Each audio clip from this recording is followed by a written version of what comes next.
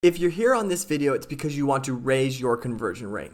I'm going to tell you this right now. I'm not going to walk you through the basics of like, here's how to get your people to buy your stuff. Like, make sure your price right or your pictures are good. I'm assuming you've covered that. You have reviews on your store. You've taken good pictures. You're priced competitively. So what is it? Why is it that when people are coming to your store, they're not buying your stuff? Well, I'm going to give you 3 reasons why. Reason number 1 that someone probably isn't buying from your store is that you aren't speaking to them. This is a problem that I find with a lot of Etsy stores, especially those that have a niche, but people buy gifts for the niche. Let me explain. If you sell a bundle of toys and crafts to give to a new big brother, so it's like a box that has all of his fun stuff in it, what is it that you need to accomplish in your messaging? Meaning, when they look through your listing pictures, what should they see? What we tend to think is, well, we should show them everything that's in the box. We should tell them how big everything is. We should let them know everything that's included and how big it is and yada, yada, yada. Okay, great. But that's not why they're buying it. They're not thinking, oh, well, I'm glad this little box is 3x3. Now I can buy this product. Oh, that was the thing I needed. No. What they're thinking is the little boy or the big sister or big brother that I'm buying for, are they going to love this product? Are they going to find it unique? Is it going to speak to their interests? Are they going to be excited? Is it going to make them feel special? So we can take a listing picture or two and we can say, hey, this is how big everything is. This is all that it comes with, but we should spend a majority of our time speaking to the buyer. What do they actually want? Well, they want to be able to make that boy or girl happy.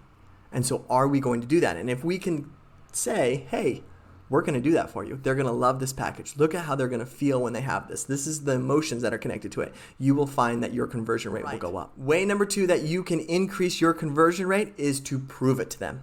This is what this means. If your listing pictures are currently set up to talk about the features of your product, you aren't doing it right. Because essentially what you're doing is you're saying, hey, buyer, here's my product. Here's its features. Here's its prices. Want to buy from me? You're missing something. They are in the shopping mode, and what a shopper wants is the best product for the best price. So you need to justify why you are the best product. Then you don't have to justify why you are the best price. So if you can share with them, look at all the features that I have and how my features benefit you.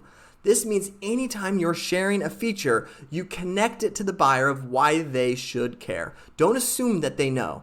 So for example, if you sell stickers and your sticker just happens to be waterproof, instead of just saying, our stickers are waterproof, you're going to tell them in the picture, you have your sticker on a water bottle, you have water coming down the water bottle showing that it's waterproof so that they can visually see it, and then you tell them in the little text on the side to say, our stickers are waterproof, and then I love this formula. So that. See that so that? So what we're doing is we swing it back to them. Our stickers are waterproof so that you don't have to worry about your sticker coming unpeeled, or so that you can continue on with your life without any worry. That phrase so that allows us to swing this back to why they should care. Don't assume your buyers know this.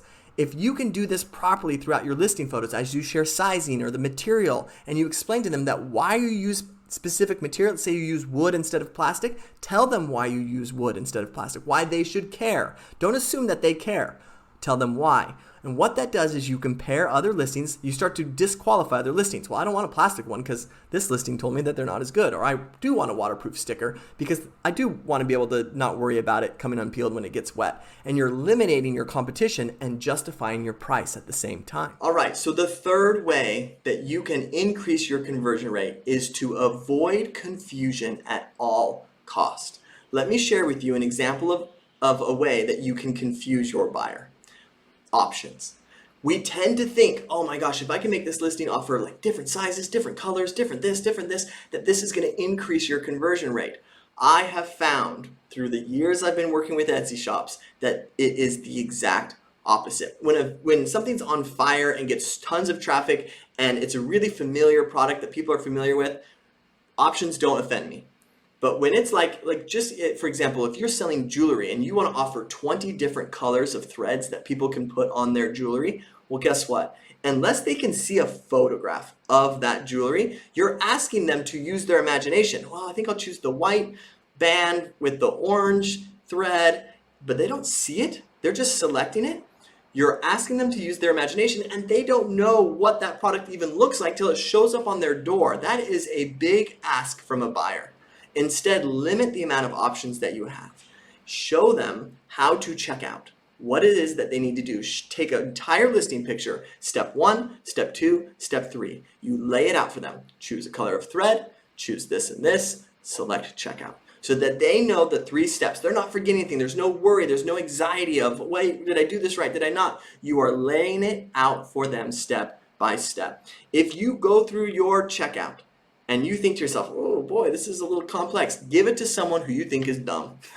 No offense to whoever this person would be. Your grandma, your mom, who that's like a yo mama joke. Anyone who you feel like, well, they're probably not as tech savvy as I am, and have them go through that. And if they stutter, like meaning, oh, well, do I go here? Do I go here? Do I go here? You're doing it wrong. That is the number one indicator of, don't think to yourself, well, an Etsy buyer is more savvy. They're not.